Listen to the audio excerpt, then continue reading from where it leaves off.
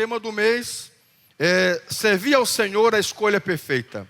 Diga, servir ao Senhor a escolha perfeita. Diga para o seu irmão, servir ao Senhor a escolha perfeita. Ok? Quero convidá-lo à sua Bíblia. Livro de Josué, capítulo 24. Nós iremos ler versículo 14 e versículo 15. Esse é o tema do mês, servir ao Senhor a escolha perfeita. E o tema dessa primeira semana é o compromisso de Deus com quem o serve. O compromisso de Deus com quem o serve. Quero dar as boas-vindas a todos os irmãos, nossos convidados que estão hoje aqui pela primeira vez. Depois a pastora vai apresentá-los e dar os brindes, os mimos, as lembranças, não é? Mas gostaria que você desde já ficasse à vontade. Os irmãos que estavam em missão lá no Haiti, sejam bem-vindos, Deus abençoe. Que bom vê-los conosco nesta noite. As esposas das famílias, mais ainda, né? Mais fasteiros ainda, sejam bem-vindos. Nós estávamos com saudade de vocês, que dirá as famílias, não é? Sejam bem-vindos. É uma honra que vocês foram nesta viagem, retornaram e servem ao Senhor nessa igreja maravilhosa. Josué capítulo 24, versículo 15. Versículo 14, versículo 15. Meu sogro está ali, minha sogra, seu Dedê, dona Irma. Olha, meu sogro hoje se superou no churrasco. Fez um churrasco de alto nível. Barbaridade. Aí é difícil emagrecer, né? Não é fácil, misericórdia. Mas a minha sogra também no arroz, não vamos elogiar a sogra para não perder ponto, né? A sogra também fez um arroz maravilhoso, arroz e fez a salada, e a pastora a sobremesa. E o pastor Arnoldo e eu só comemos. Isso aqui importa. Vamos firme. Digam amém. Josué capítulo 24, versos 14 e 15 diz: Agora temam ao Senhor e sirvam a Ele com sinceridade e fidelidade. Joguem fora os deuses que seus pais adoravam quando eles viviam para lá do rio Eufrates e no Egito. E sirvam somente ao Senhor. Se porém vocês não desejarem obedecer ao Senhor, escolham hoje em quem irão servir. Se aos deuses falsos dos seus pais do leste do Eufrates, ou aos deuses falsos dos amorreus, em cuja terra hoje habitam. Quanto a mim, ouçam bem, eu e a minha casa serviremos ao Senhor. Esta é a palavra de Deus. Essa é a palavra de Deus. Você pode aplaudir a Jesus? Faça, por favor, com alegria. Se tem uma coisa que nós podemos acertar, queridos, e nunca errar o alvo, é a nossa decisão por servir a Deus. Como eu acredito que você já tomou decisões erradas, precipitadas. Como eu, você já errou o alvo algumas vezes, alguns mais que os outros. Como eu, você algumas vezes achou que algo seria correto e no final nós demos por conta que não foi a melhor escolha.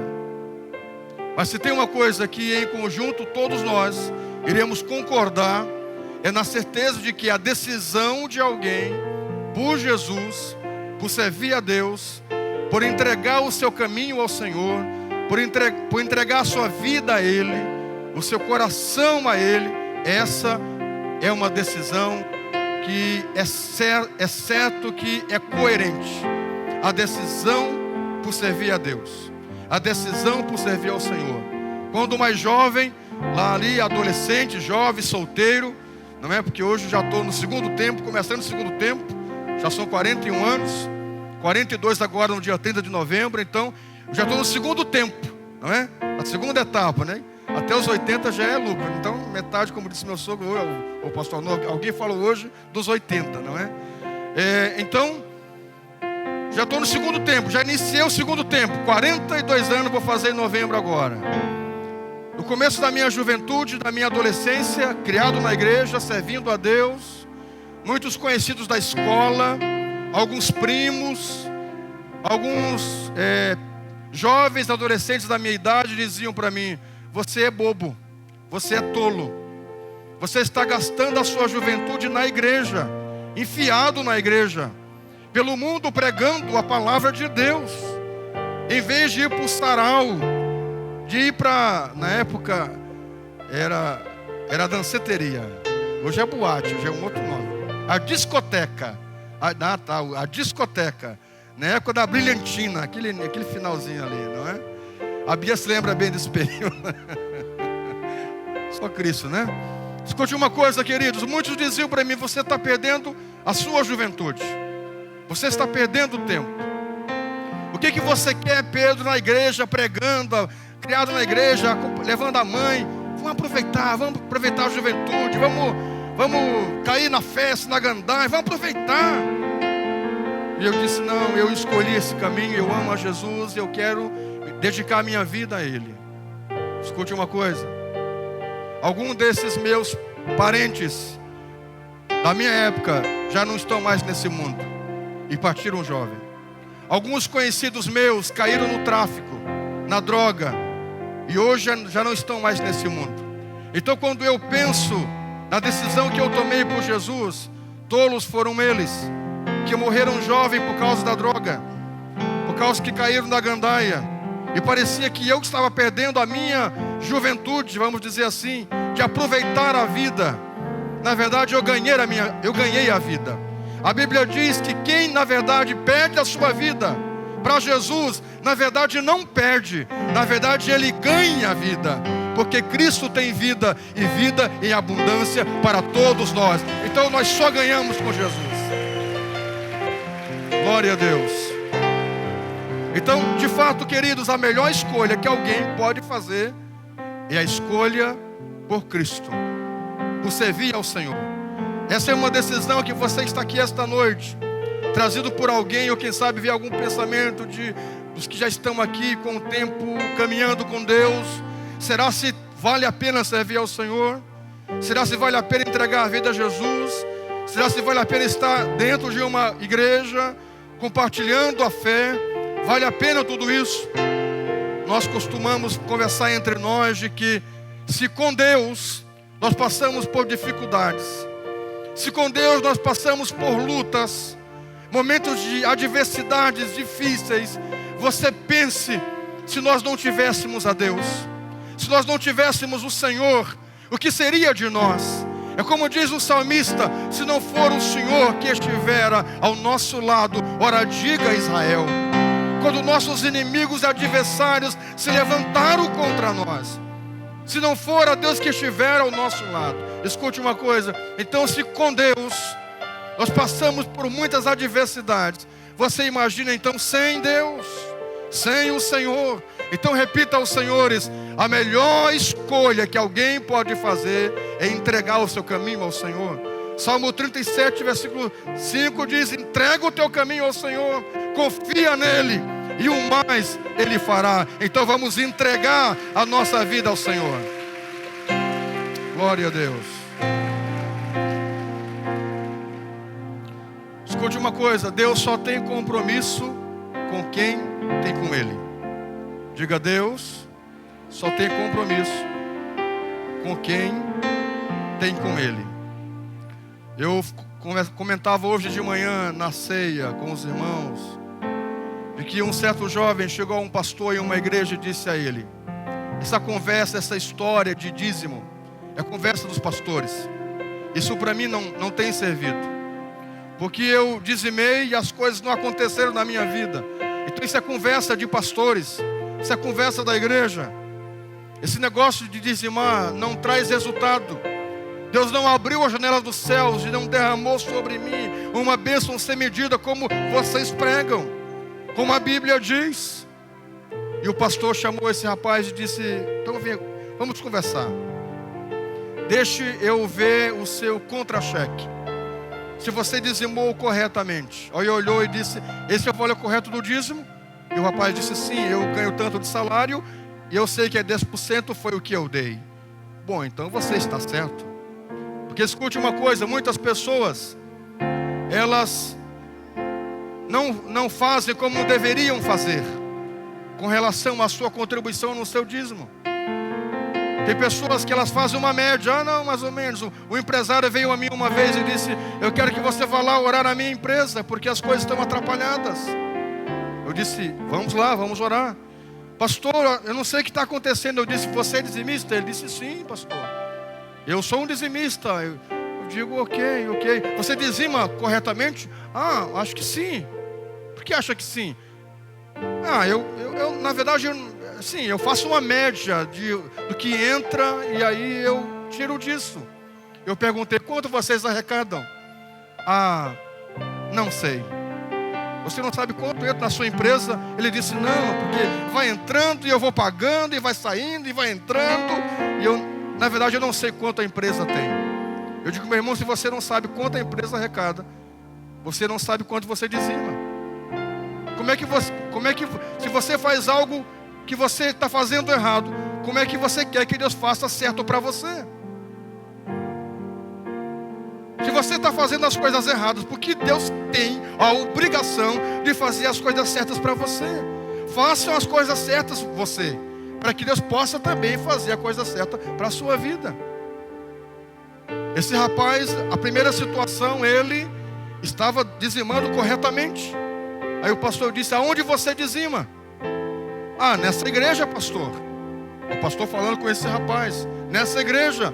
Ele disse: muito bem, porque aonde você planta a sua semente é muito importante. Quem é que já plantou alguma coisa na sua vida? Quem teve lavoura? Quem teve chácara? Quem trabalhou lá fora plantando, levante a mão. Quem já plantou no quintal de casa alguma coisa na vida, pelo amor de Deus? Uma horta no jarro, pelo amor de Deus.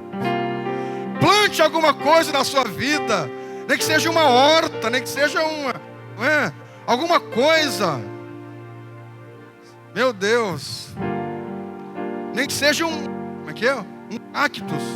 Nem que seja um cactus. Plante alguma coisa na sua vida. Contribua para esse mundo. Ok, você plantou alguma coisa. Na minha casa eu plantei alguma laranja, mexerica, bergamota, limão. Está brotando, a coisa está fluindo. Digam amém. Cuidar é outra pregação, não sei nada. Mas plantei, cresceu e já está dando fruto. Limão e laranja e mexerica. Muito bem, escute uma coisa, queridos. Você plantou lá. Aonde você planta a sua semente é tão importante quanto a semente. Se eu pegar uma semente de limão e jogar aqui, nesse tablado, nesse altar, a semente pode ser boa, mas ela não vai brotar aqui, ela vai secar, ela vai morrer, porque ela precisa de uma terra. Eu posso pegar uma semente boa e colocar aqui em cima desse piso e dizer: você vai nascer. Ela não vai nascer. A semente é tão importante quanto o solo, e o solo tão importante quanto a semente. Cuide aonde você semeia. Cuide o solo que você está semeando. Cuide da sua semente. Que tipo de semente você está semeando? Mas também, meu amado, cuide o solo na qual você e eu estamos plantando a nossa semente. Um solo maravilhoso para nós semearmos é a nossa família, é a nossa casa. Semeie na sua casa, semeie na sua família, semeie nos seus amigos, semeie nas pessoas que você ama, semeie nas pessoas que Deus indicar para você semear. Mas olhe bem a essas pessoas, se elas são um solo fértil. Tem pessoas que estão semeando em lugares que não vai brotar nunca, porque o solo não é um bom solo, nunca vai brotar. Então cuide aonde você está investindo o seu tempo, o seu dinheiro, as suas emoções, a sua vida. Tem mulheres sofrendo investindo num homem que não vale a pena investir. Tem homens investindo o seu sentimento, suas emoções numa mulher que não vale a pena investir, que só está brincando com ele, que só está brincando com ela. Então cuide isso. Cuide o solo que você está investindo. Invista nos seus filhos. Os filhos, a Bíblia diz, são como flecha na mão do valente. Invista nos filhos. Você chegou até aqui, mas se você investir nos seus filhos, eles irão muito além do que jamais nós pensaríamos em ir. Você pode aplaudir Jesus? Por favor, faça com alegria.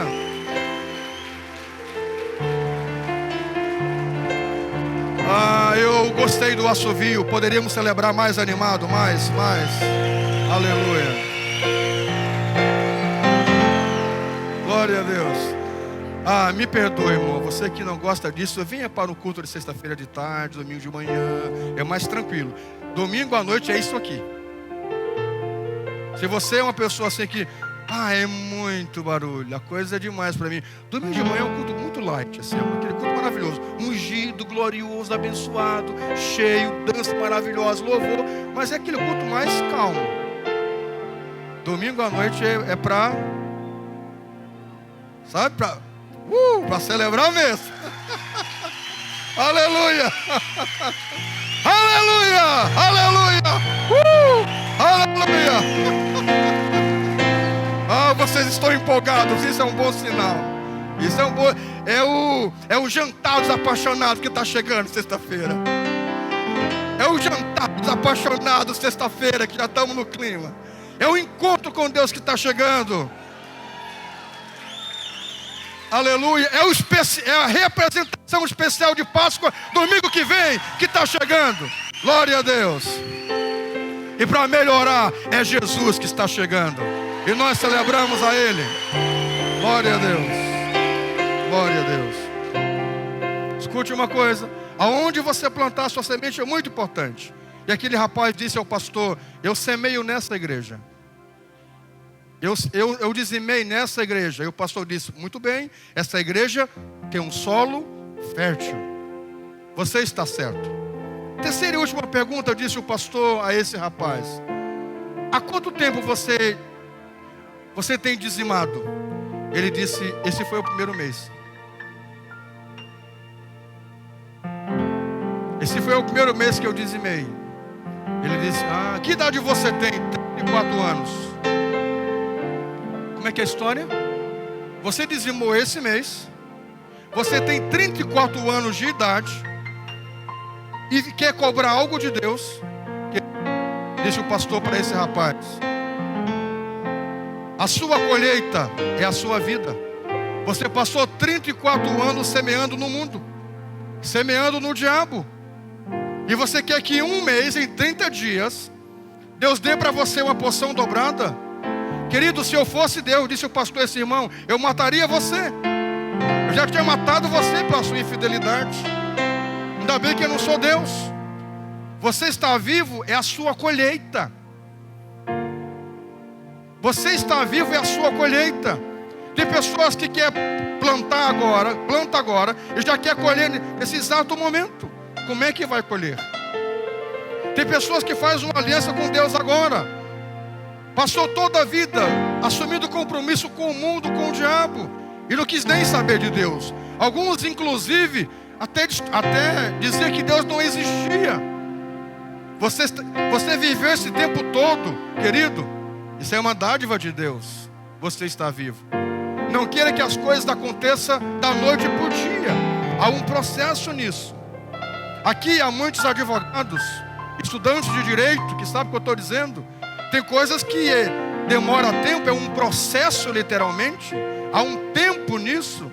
E dependendo das situações que envolvem o processo, demora-se anos. E dependendo disso de manhã, dos enroscos que existem, das situações que tem, às vezes a causa ganha, vai para os filhos depois, que muitos não conseguem nem ver a causa ganha, de tão demorado que é, dependendo da situação do processo, da causa da situação. Então escute uma coisa, queridos. Se você fez uma aliança com Deus, não te preocupa. Não queira as coisas de última hora, mas não se preocupe. Se você assumiu o compromisso com Deus, Ele vai assumir o compromisso com você. Mas não queira que Ele resolva tudo de uma vez só. Espere o agir de Deus. A Bíblia diz: espera com paciência no Senhor. Davi diz: esperei com paciência no Senhor, e Ele inclinou para mim os seus ouvidos e ouviu o meu clamor. Espere no Senhor.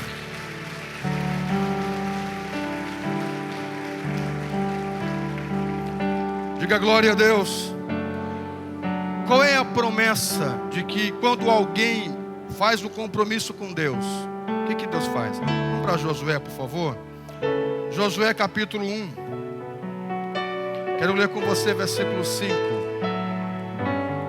Josué 1:5, vamos lá. Josué 1:5, olha o que diz. Quando você assume o compromisso com Deus, olha o que Deus assume com você e eu. Ninguém será capaz de impedir a sua marcha enquanto você viver. Pois eu estarei com você, assim como eu estive. Eu não o abandonarei e nem deixarei de ajudar você. Diga um amém. Deus está dizendo para Josué que assim como ele foi com Moisés, Deus seria com ele. Enquanto ele vivesse, Deus estaria com ele. Nada poderia impedir a sua marcha, o seu projeto. Nesta noite eu declaro em nome do Senhor Jesus: se você está em Deus, e se Deus está em você, se alguma barreira se levantou contra você para impedir o teu avanço, elas cairão por terra em nome do Senhor Jesus. Elas cairão por terra. Ninguém poderá deter você. Ninguém poderá deter você. Sabe quem Deus está falando aqui, queridos? Deus está falando de Moisés. A Bíblia diz que Deus falava face a face com Moisés. Para mim, Moisés é o maior pastor que já existiu. Hoje, o maior pastor, o pastor da maior igreja do mundo, é o pastor Poang Chu, que ainda está vivo, que tem uma igreja de quase 1 milhão de membros na Coreia. Quase 1 milhão de membros. Hoje ele não é mais o pastor titular. Quando eu estive lá na Coreia, ele ainda era o pastor titular da igreja. Hoje não é mais, está jubilado. Há 50 anos ele pastoreou a mesma igreja. A mesma igreja. Hoje ele é o pastor vivo da maior igreja do mundo. Quase 1 milhão de membros. Agora você imagine Moisés. Moisés pastoreou por 40 anos. Quase 2 milhões de pessoas. E pastoreou no deserto. A igreja do Poang Chu tem uma estrutura imensa. Centenas e centenas de pastores auxiliares. Centenas. Várias igrejas que são núcleos fora da sede. Uma igreja única, distribuída em núcleos e em células. Uma estrutura inigualável. Eles são donos do segundo maior jornal do país. Tem 2 universidades. Tem uma estrutura inigualável. Agora você pensa em Moisés. Ele começou por muitos anos sozinho, pastoreando esse povo. E pense num povo difícil, como diz o pessoal lá de Manaus. Pense num povo de mentalidade miserável. Pense num povo de mentalidade escrava. Pense num povo rebelde. Num povo que estava sempre murmurando, chateando, complicando, reclamando, querendo uma ocasião, sempre chateando. Sempre. Você imagina, aqui no começo da igreja, depois de 11 anos, a coisa está melhor. Mas no começo, quando nós começamos a igreja, vieram membros de várias igrejas. Nós nunca fomos chamar ninguém. Nunca fomos atrás de ninguém. Mas vieram membros de outras igrejas e cada um veio com as suas manias. Pense no começo como foi difícil.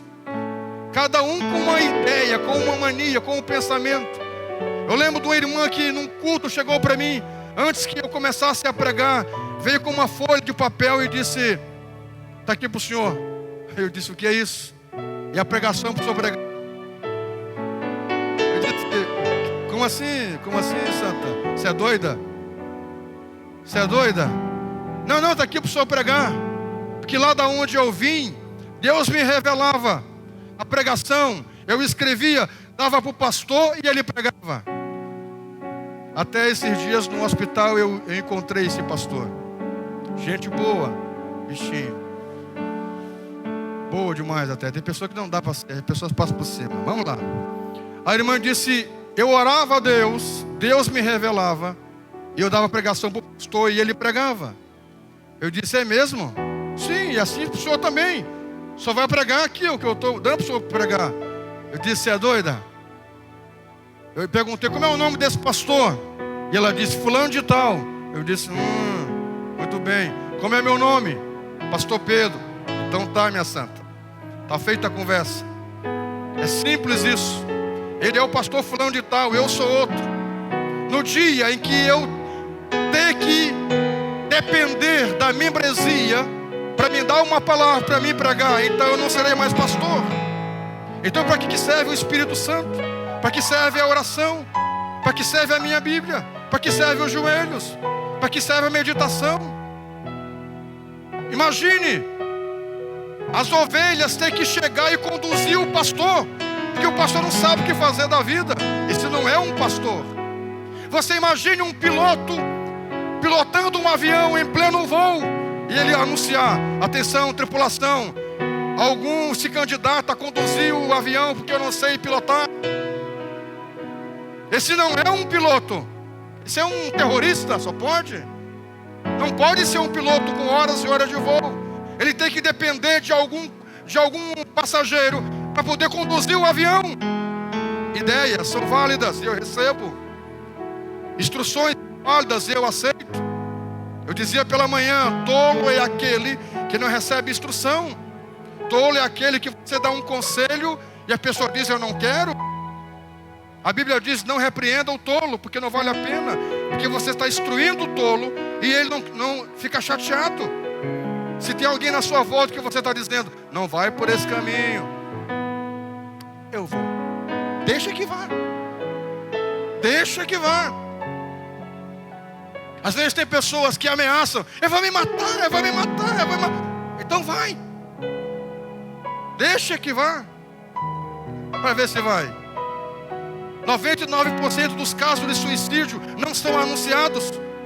As pessoas jogam uns com os outros. Nós somos psicólogos, somos da área. As pessoas fazem chantagem umas com as outras. Eu vou embora, deixa que vá. Deixa que vá. Eu vou embora, eu vou te abandonar. Vai, querida. Deixa aí. Aí a pessoa vai dar meia volta na quadra e vai voltar com a mala para casa. Ah, irmão, diga um amém. Escute uma coisa, querido. Eu disse: minha querida, fique em paz. Essa igreja tem ministério, tem pastor. Mas você imagina que coisa séria. A pessoa tem que dar pregação para o pastor. Eu passei por isso aqui. Agora você imagina então Moisés, um povo com mentalidade escrava, miserável. Esse homem pastoreou com muita sabedoria, com muito zelo. Josué tinha que substituir esse homem, desse gabarito.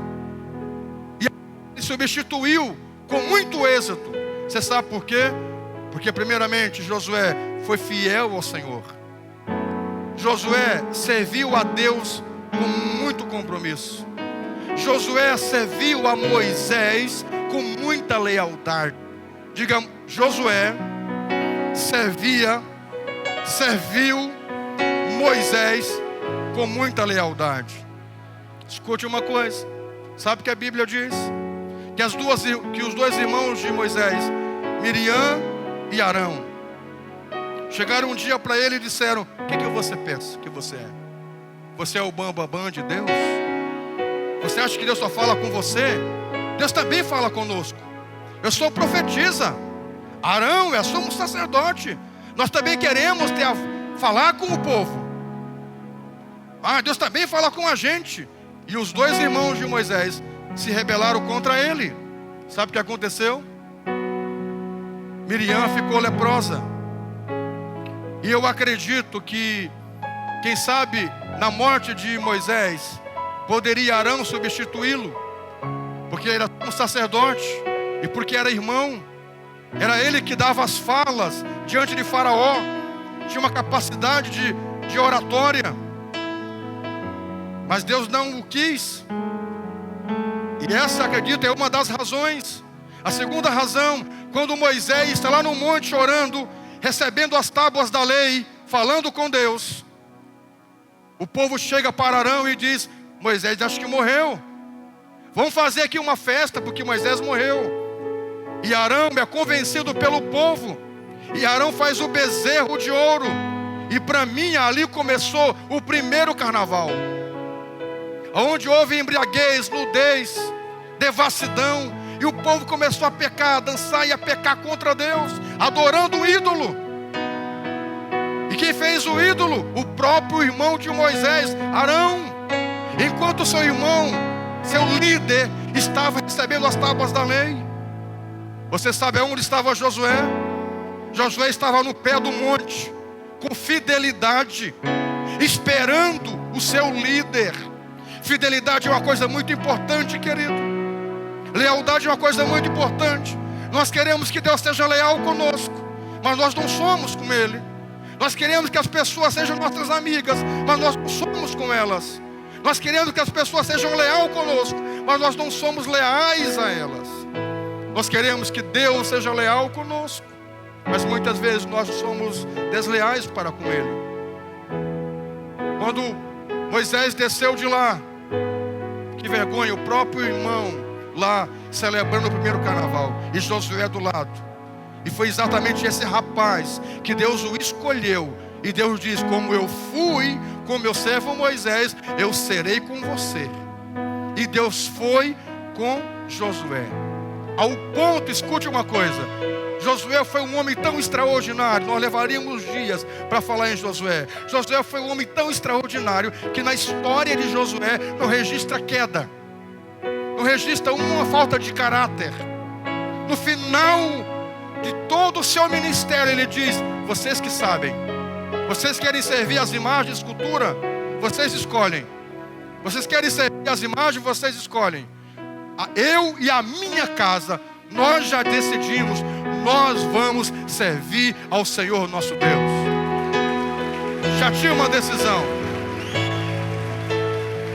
Meu amado, não me leve a mal, por favor, não me leve a mal. O texto disse isso. Não tem como servir a dois senhores. Não tem como você dizer o seguinte: do lado do meu pai eu sou católico, do lado da minha mãe eu sou protestante. Eu estou no meio dos dois. Ou você é um, ou você é outro. Você não pode servir a Deus e servir as imagens. Você não pode se curvar diante ao Senhor dos Exércitos e se curvar diante do... como chama aquele lá? Do preto velho. Não pode. Você não pode servir a Deus e servir ao diabo, aos demônios. Não tem como. Ou você serve um, ou você serve outro. É o que a Bíblia ensina. Ou nós servimos a Deus ou não o servimos, queridos. A melhor decisão que nós temos que fazer é servir a Deus. Entregar a nossa vida a Ele de verdade. Nós não podemos servir a dois senhores. Ninguém pode andar em dois barcos ao mesmo tempo. Um dia vai cair. Se estiver com a perna em ambos os barcos, ou você está um ou você está em outro. A Bíblia diz: ou nós agradamos um Deus e desagradamos a outro. Nós temos que decidir. E Josué decidiu por Deus. A Bíblia diz que toda a sua casa serviu a Deus. Esse homem, em termos de família, ele foi mais notório do que o próprio Moisés em algumas situações no aspecto da família. Porque você não vê falado da família de Moisés atuando no ministério de Moisés. Mas você vê no final da vida de Josué, ele e a casa dele servindo a Deus. Toda a casa dele. Essa coisa é muito importante.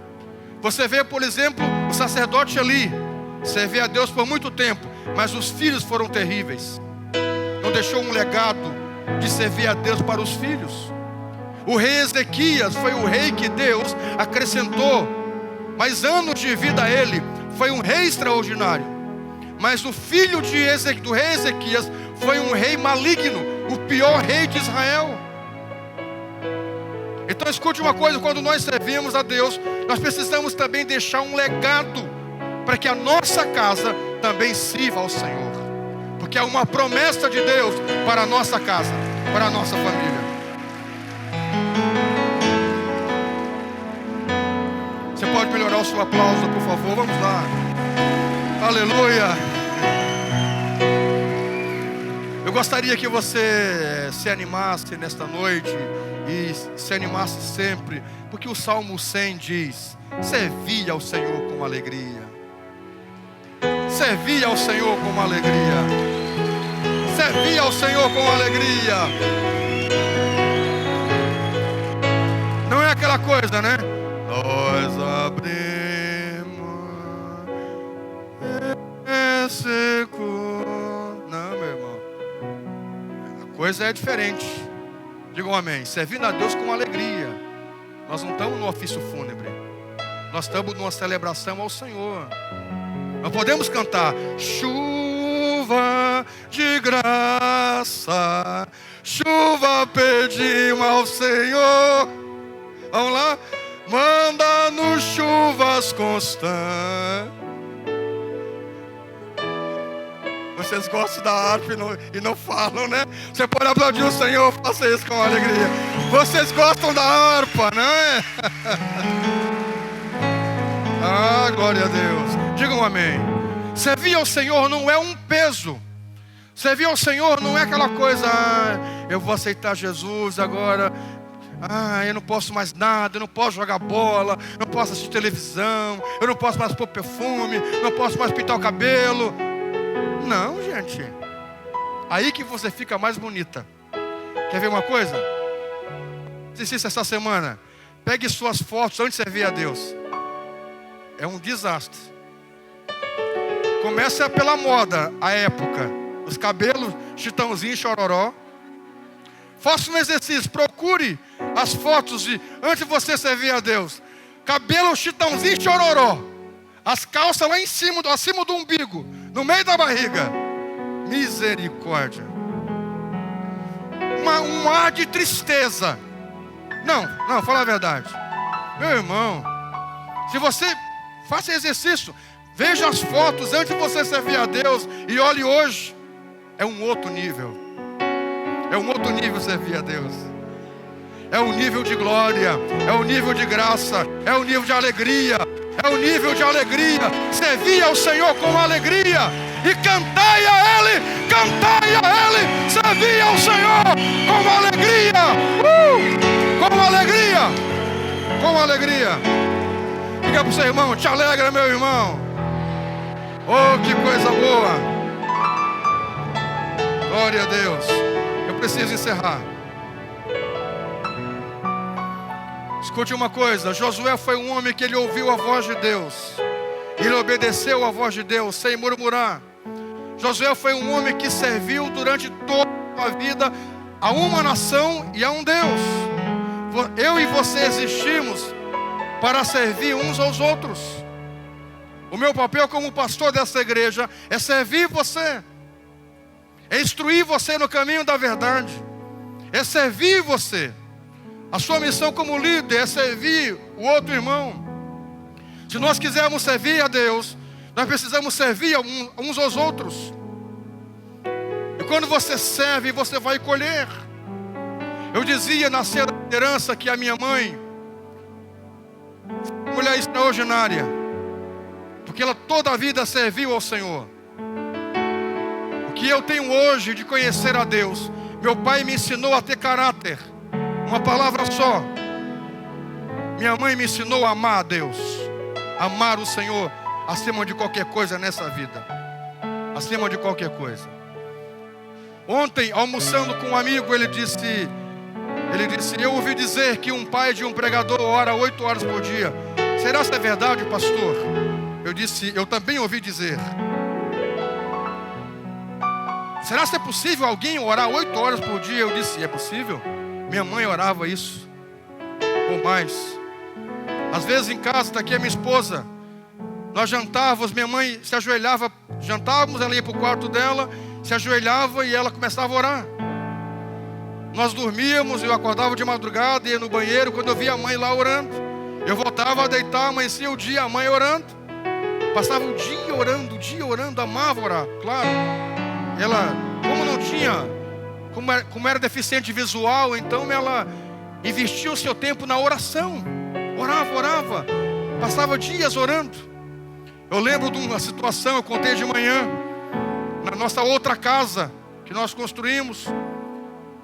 Um dia chegou lá, sempre ia uma irmã lá visitar ela, uma irmãzinha aqui da igreja que tinha o Senhor, da mesma idade mais ou menos, das duas. A irmãzinha sempre ia lá e a mãe recebia muito bem, adorava fazer um frango, né, preparar um lanche. Ela fazia isso mesmo, deficiente visual, ela fazia isso. E aí, lá pela quarta visita, a irmã, né, deu na loucura de querer falar de alguém da igreja, querer falar mal de alguém. E se tinha uma coisa que minha mãe não admitia, é que na nossa casa alguém falasse mal de outra pessoa. Isso seria maldição para a nossa casa. Quando você recebe alguém na sua casa para falar mal de outra pessoa, a sua casa está sendo amaldiçoada. Pare a pessoa na hora e diga: não, aqui na minha casa não.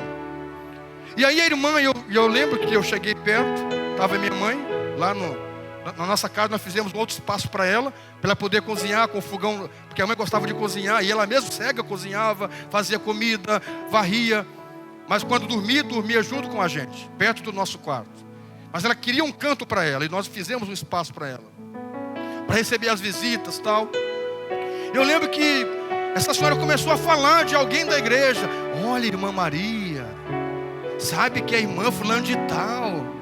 Quando a minha mãe percebeu que ela ia falar mal daquela pessoa, minha mãe disse a ela: amada, vamos orar? E a irmã disse: o quê? Vamos orar, vamos orar, vamos orar. Nós precisamos orar. E a irmãzinha ficou sentada no sofá e a mãe já se ajoelhou. E aí puxou a velhinha. Não, de joelho. De joelho é melhor. De joelho é melhor. De joelho é melhor, né? Eu particularmente não posso ficar muito tempo de joelho. Eu dói muito os meus joelhos. Eu tenho as rótulas machucadas, então me judia muito. Mas a minha mãe, para ela, a oração tinha que ser de joelhos. Ela tinha 2 calos grandes nos joelhos, de tanto orar. E eu fiquei vendo a cena. A irmã ficou sentadinha no sofá, com as mãozinhas cruzadinhas, os olhinhos abertinhos. E a mãe percebeu que ela estava sentada e disse: irmã, de joelho. E colocou a velhinha de joelho. E as duas começaram a orar. Oraram ali uns 10, 15, e eu saí de perto. Quando eu voltei depois dos 20 minutos, quase meia hora, a irmãzinha estava suando frio. Não tinha mais assunto para orar. E se sentou no sofá, e a minha mãe seguiu. Glória a Deus, Senhor abençoa a igreja, o teu povo, a liderança, os teus filhos, os pastores, as células. Vai abençoando, vai curando no hospital, no presídio. E a irmãzinha sentadinha lá. Aí passou mais uma hora, a irmãzinha sentadinha. Dali a pouco a irmãzinha disse: irmã Maria, eu preciso ir embora. Eu preciso ir embora, porque eu tenho um compromisso. E a mãe disse: mas já... Nós oramos tão pouco. Mas irmã, faz mais de uma hora, irmã. Mas irmã, agora que está ficando bom, minha irmã. Mas eu preciso ir embora. Aí a mãe levantou, sentou, abraçou ela e disse: então vai com Deus, filha, vai com Deus. Nunca mais a irmã visitou a minha mãe. Perdeu a visita. Perdeu a visita, nunca mais. Se alguém for na sua casa para falar mal de alguém, diga: vamos orar. Vamos orar, de joelho é melhor. Vem cá, querido, ajoelha aqui comigo, vamos orar. Você vai ver que vai sumir rapidinho. Você pode aplaudir ao Senhor. Faça isso com alegria. Glória a Deus. Eu vou encerrar dizendo a vocês de que muitas das coisas que eu tenho colhido hoje é fruto do quanto ela serviu a Deus. Sabe o que ela fazia? Ela pegava a roupa dos nossos pastores, da família pastoral, as roupas, toda a família, levava para a nossa casa.